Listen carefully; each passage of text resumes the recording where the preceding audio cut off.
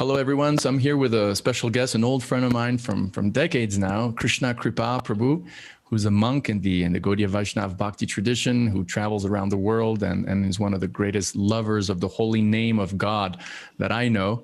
And he has a great YouTube channel where he's got this awesome footage of different kirtans around the world. His channel is Krishna Kripa Das, and it's in the descriptions to this video. So I really recommend that you guys go see it. And I'm really glad to do this video with you about the holy name, chanting the holy name of God. I'm really happy to be here. We have some nice memories of singing with you in different cities. And I'd like to invite my listeners to check out your YouTube channel, which is Liber Anima, which there'll be a link to in the description. So now you just got back from, let me guess, chanting the holy name right now. Yeah. Actually, I just recently relocated from New York to Orlando, and I'm with some nice young people who were previously in Krishna House, which is in Gainesville. Where that sort of student house where... Yeah, where young people who are developing an interest in Krishna consciousness, so they can have an ashram experience for 3 months. They do a little service, or else they pay a little rent, and they have a morning program of some chanting and some yoga, meditation, philosophy, and they live with other people who are more or less their age, who are also embarking on this spiritual journey. And it's it's a very nice situation for people to get experience of living in an ashram and see if it's something they want to make part of their life, and if not, to learn some skills to make their whatever life they choose to live more devotional than it would otherwise be. So you're able to do public kirtans amidst this, pandemic? Because I think Florida is a little bit more. Florida is a little bit more open than California, I think. Yeah, I was back in September when the new semester started. I called the police department at FSU in Tallahassee. I said, is there any regulations for the freedom of speech area? And they said, no, you just wear a mask and you stay 6 feet away from people. So that's basically the same as it is now here in January in University of Central Florida. The same rule: just wear a mask, try to stay 6 feet away from people. So we can do that, and we can sing, and we haven't got any negativity by the authorities in the 3 weeks I did in September, or the week and a half we've done here. That's great. I'm here in Guadalajara, Mexico. And wow. It's one of the only, I'm staying at the Krishna temple in Guadalajara, and we're not even wearing masks, and inside at least, and it's just a little bit more relaxed. When you go to a store, when you walk in the street, you don't, I was in Los Angeles recently, and I don't think it's a rule, like you don't have to, but people seem quite scared about that. Anyway, we don't have to talk about COVID. We can talk more about the holy name. You had a whole collection of like famous passages from the Vaishnava or Vedic scriptures from several texts, and I think you may have some desire to, and I do too, to hear those references, because they're always good to hear, especially if you're interested in chanting the holy name, or to speak if you're doing it on a regular basis. Do you want to? Maybe. Yeah. Well, there's one main one that talks about, it describes that there's an avatar in every age who introduces the spiritual practice. So for this particular age, there's a verse describing the activities and some of the details about that incarnation. It says, to worship the incarnation of Godhead, who constantly sings the names of Krishna. Although his complexion is not blackish, he is Krishna himself. He's accompanied by his associates, servants, weapons, and confidential companions. So this is saying that for this time period in history, this congregational chanting is the most powerful spiritual activity.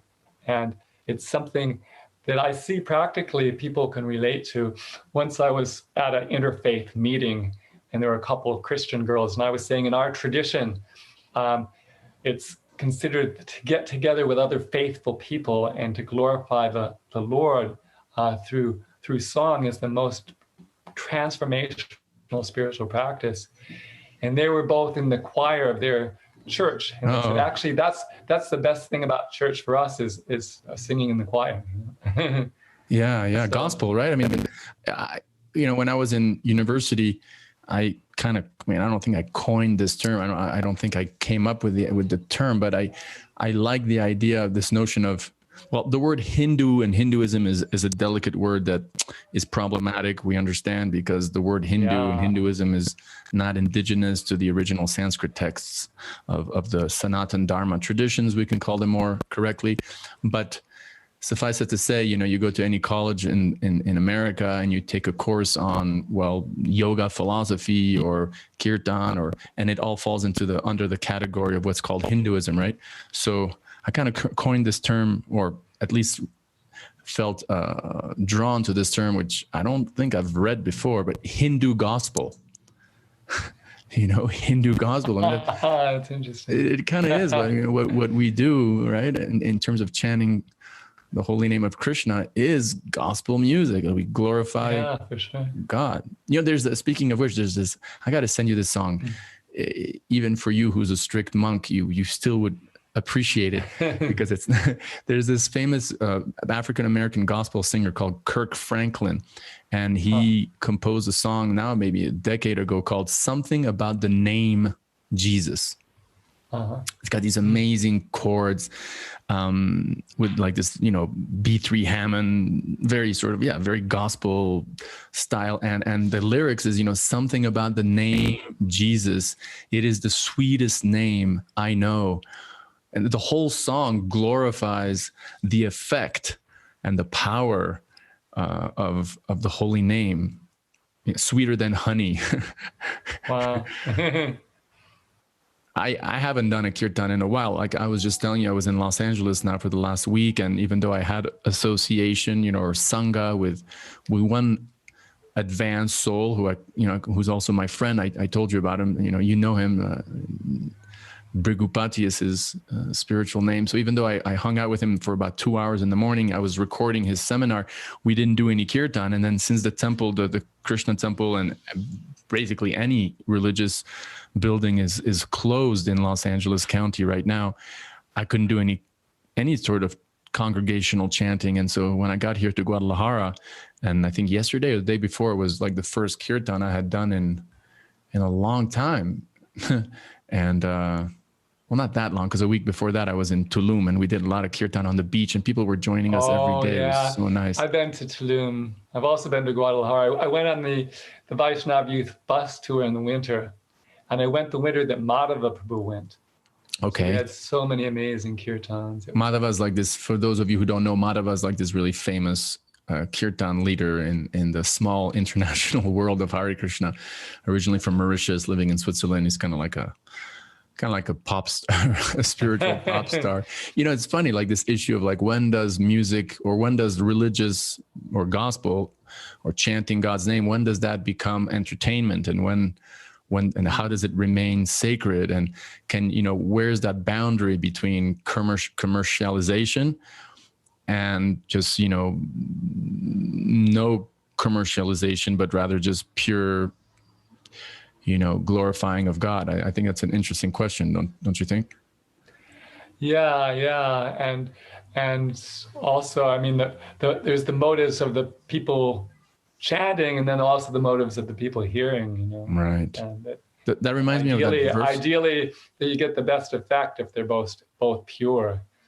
Sometimes when I go out in public, when we have several different people chanting over the course of several hours, whenever there's a new chanter, I pray, dear Lord, let us chant your pure holy name so that the people who pass by get the ultimate spiritual benefit.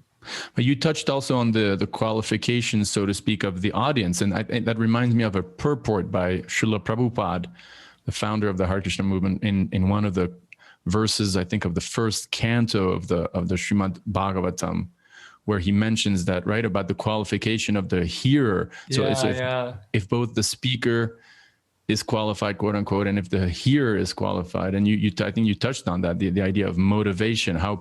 What are we doing this for? Either chanting or hearing it. What are we here for? What are we doing this for? Like, is it for? We could chant with pride, and we could hear with humility, and we'd be coming out ahead if we were the person who's hearing with humility rather than being the person who chants. Or chanting with humility and hearing with pride too. I mean, I don't want to judge others, but I've seen it. You know, I've seen sort of really, you know, modest, humble devotees just chanting, and then in an audience, in a context that may be sort of like really, you know, kind of irreverent, more oriented towards sensual enjoyment, and, you know, this guy singing as a sort of a cherry on, you know, a decoration on the wall to make our, you know, our sense pleasure more enjoyable, you know. Oh, thanks. You know, just put it down, put the volume down a little bit more. Yeah. Okay. So what were you talking about? You know, as opposed to, okay, let me go hear this for self-purification, for connecting with God on a deeper level. What's that verse from the Shikshashtakam, that the third verse? One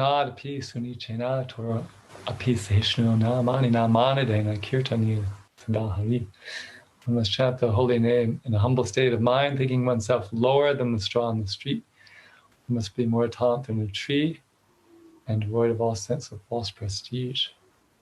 One should be ready to offer all respects to others and not ask for any respect for oneself.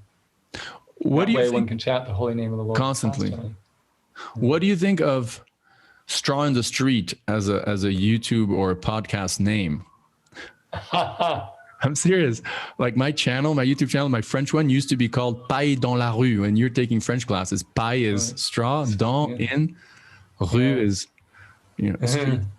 Oh yeah, right. Do you like it? It's powerful. It's a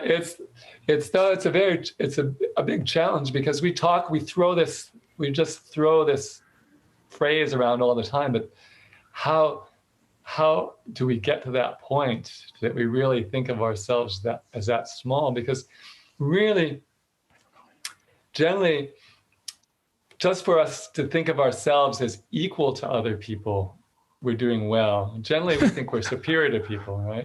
But to think we're equal to people is a challenge. What to speak of thinking that everyone is greater than us? You know, that's so. And especially when we're doing something which is supposed to be, you know, the greatest salvation. Right. You know. Yeah. So maybe you read to us another one. Oh, another verse. Well, this particular verse is very striking because it talks about,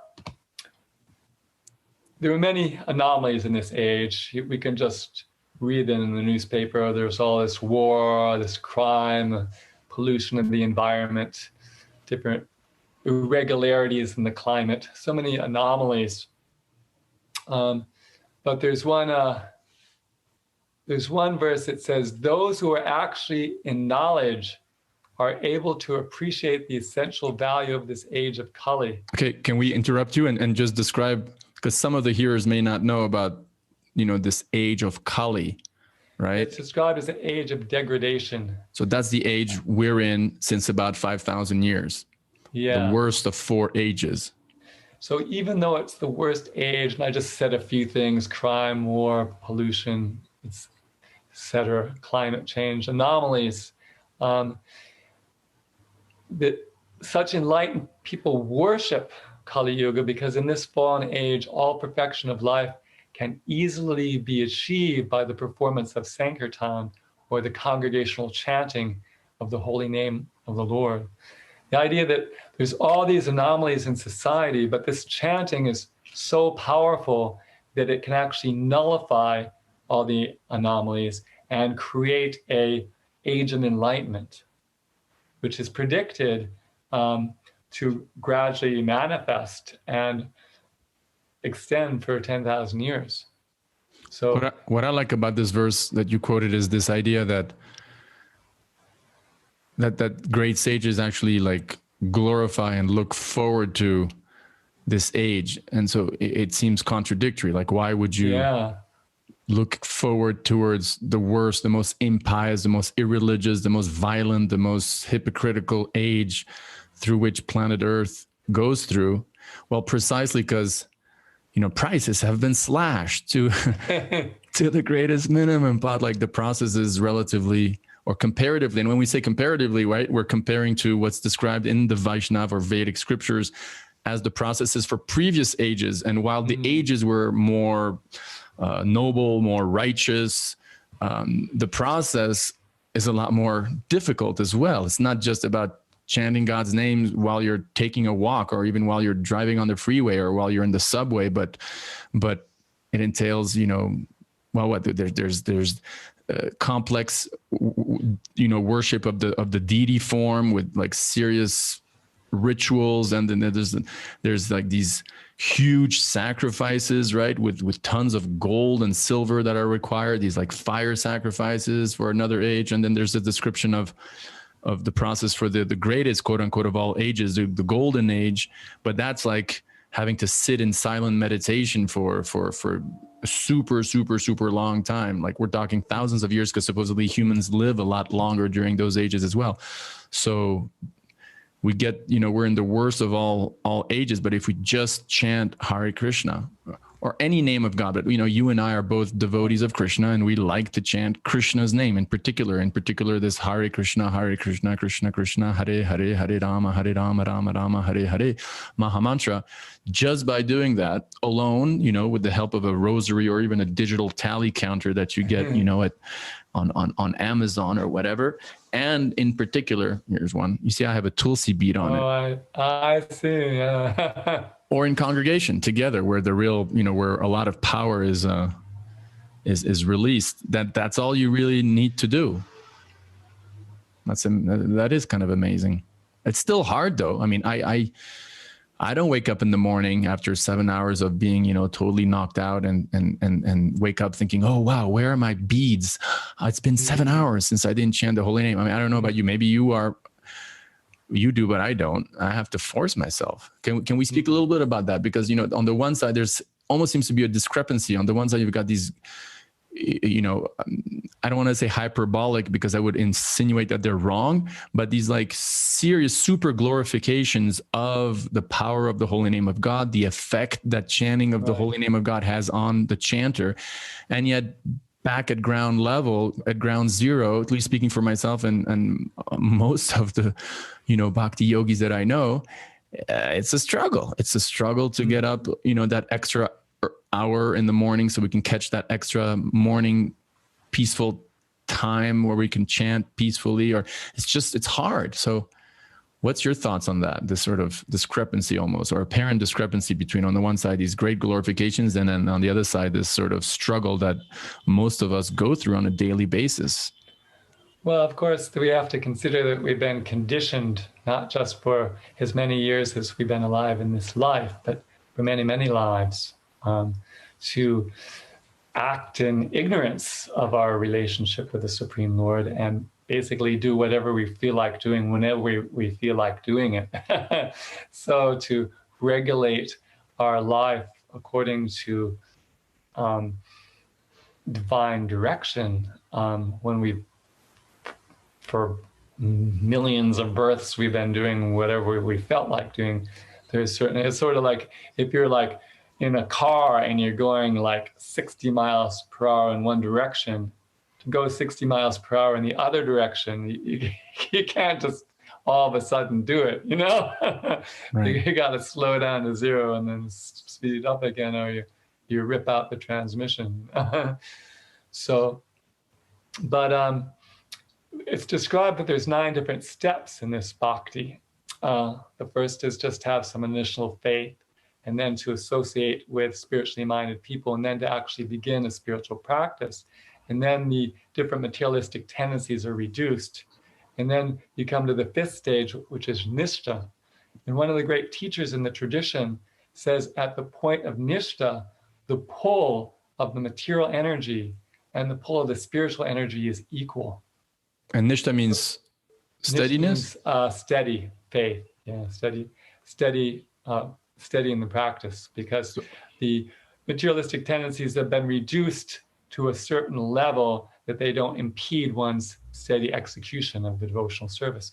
So at that point, the pull of our materialistic tendencies dragging us down and the pull of Krishna's attractive features dragging us ahead are equal, right?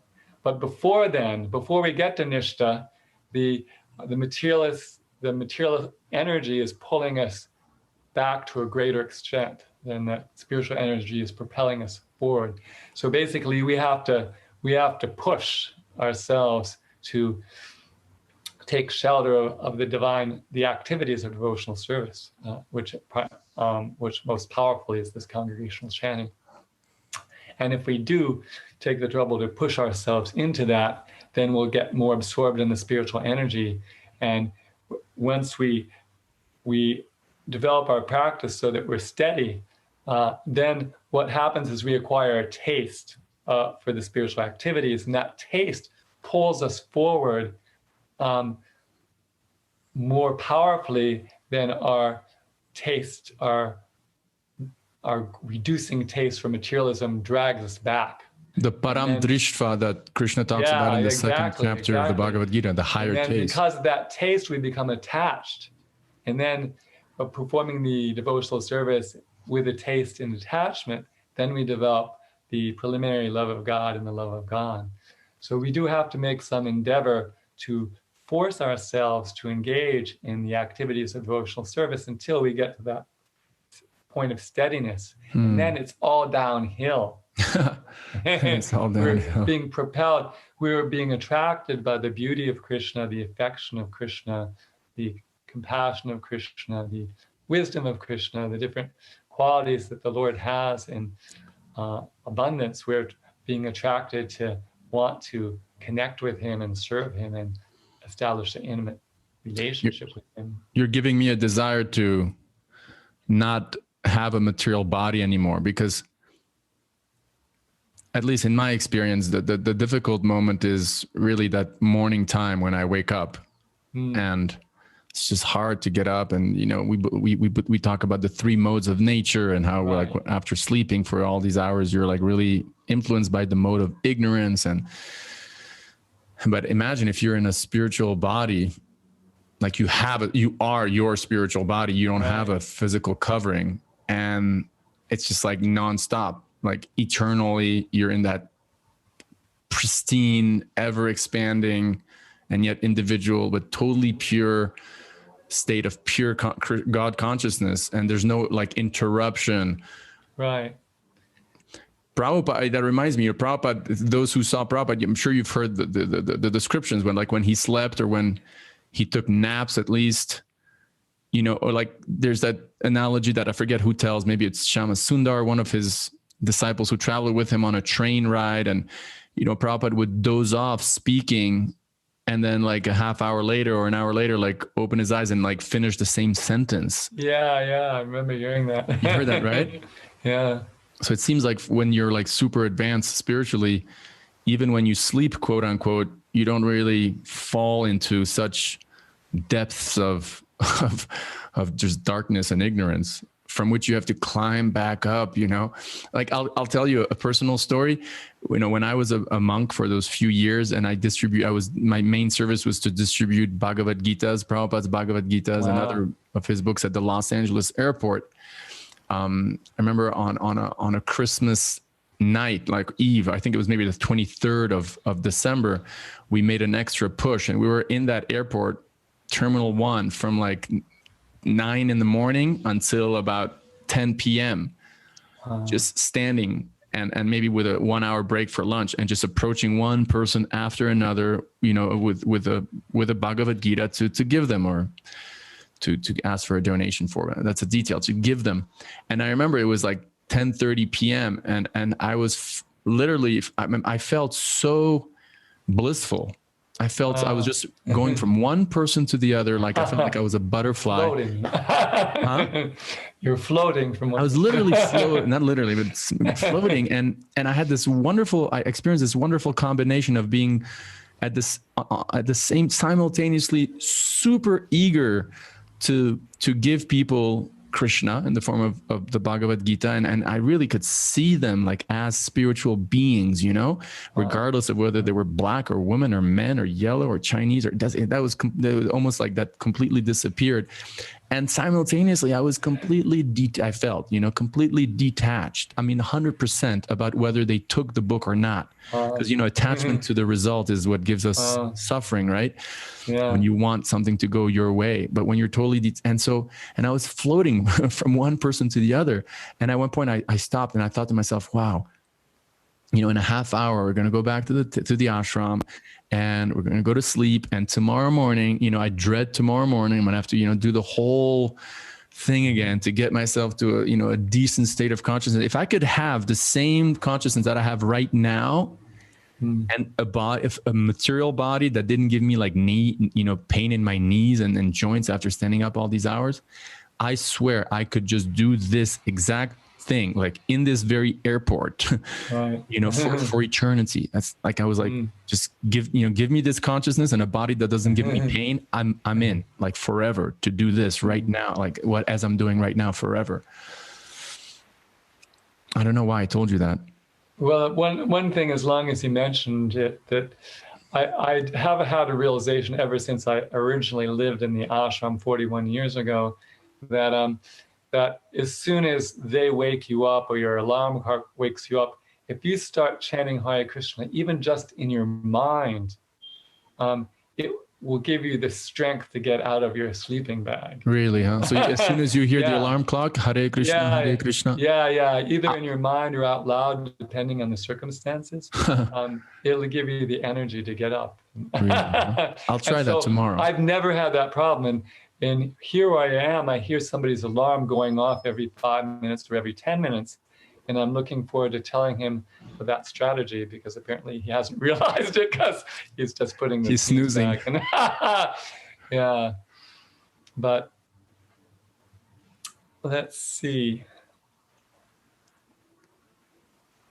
I'm trying to think if there's some other things I really wanted to mention. One thing that I find about the chanting is, even if people, when we chant in public, even if they respond in an inimical way, they actually still benefit by the chanting.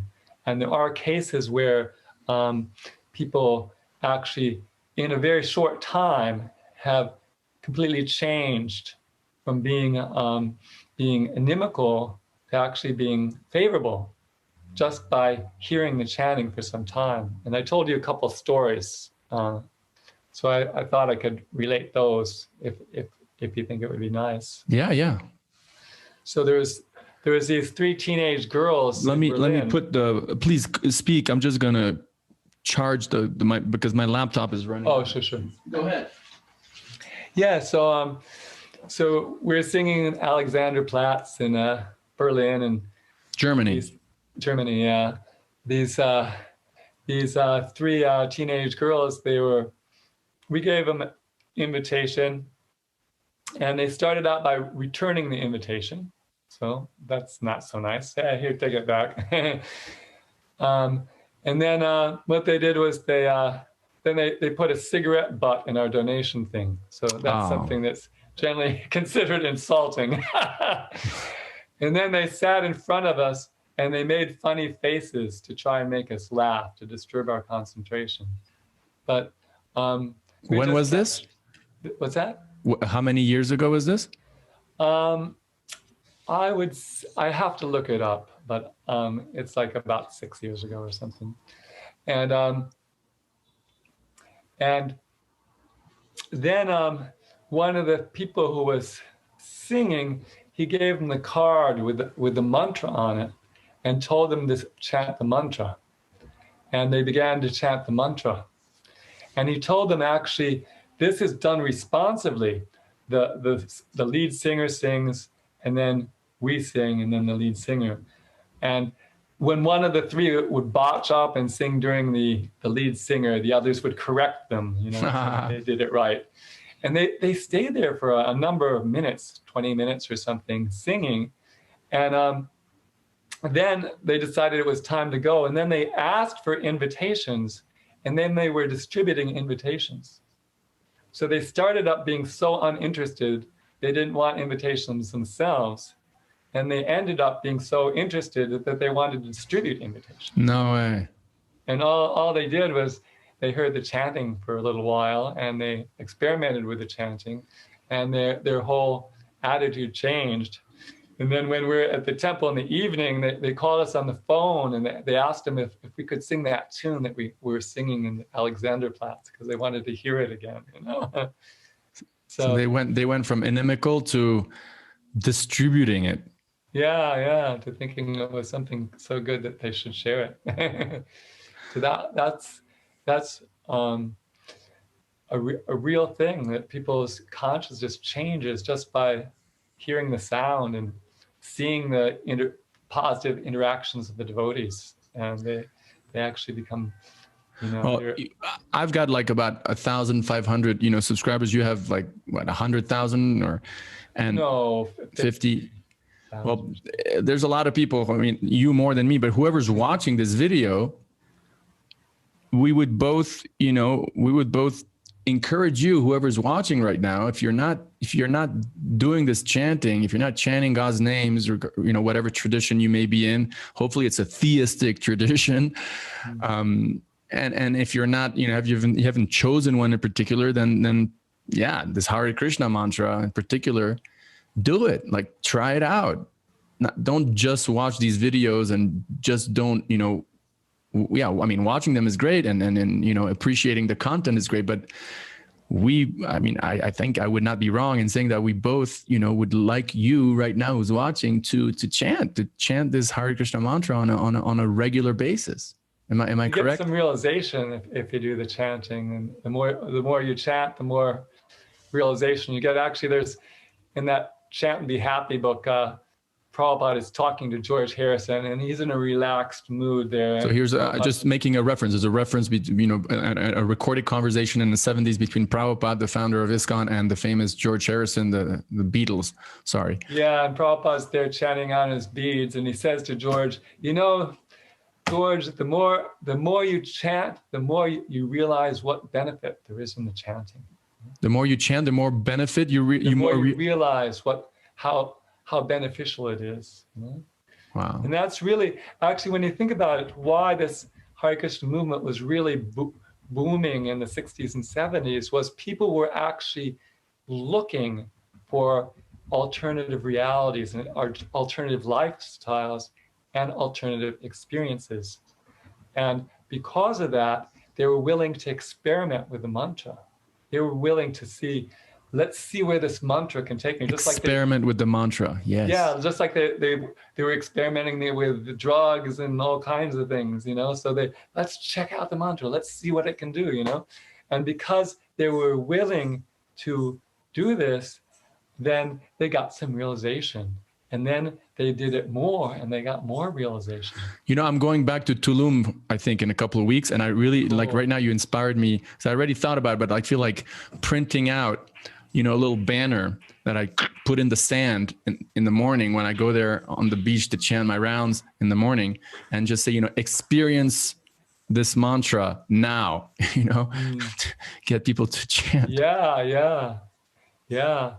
And even if they just chant it once, you know, they become free from all their bad karma, you know, and which is a big boost right there. So it's actually, there's no loss, you know, if they just spend 5 minutes, it makes so much benefit. But one thing I did think we should mention is why we chant this Hare Krishna mantra.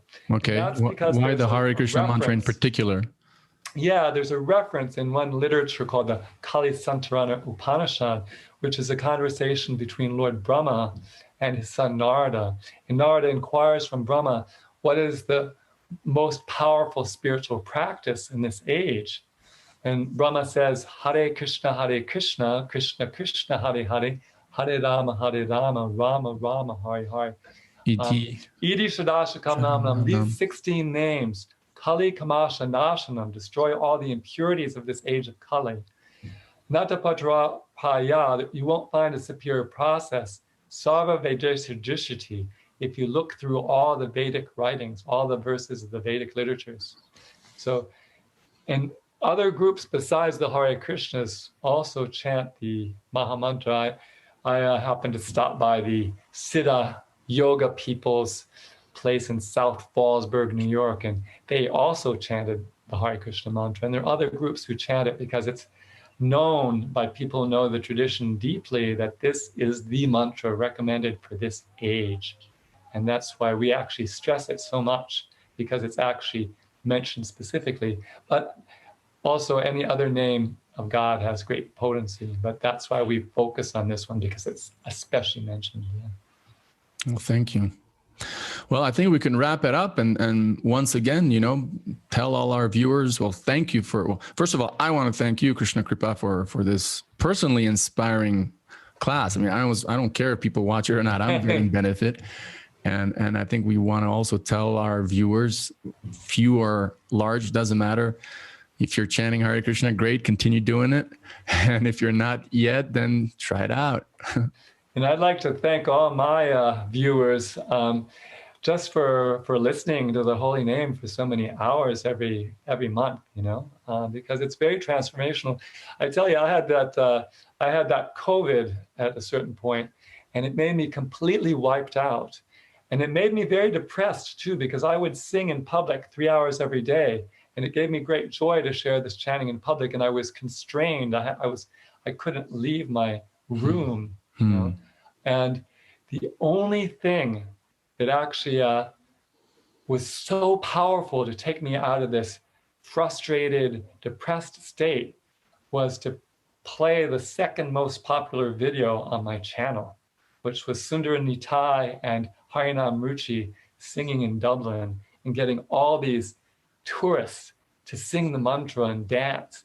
And the people had such a good time singing and dancing with the devotees. It just, like, you were just watching it. Blissful, just watching it.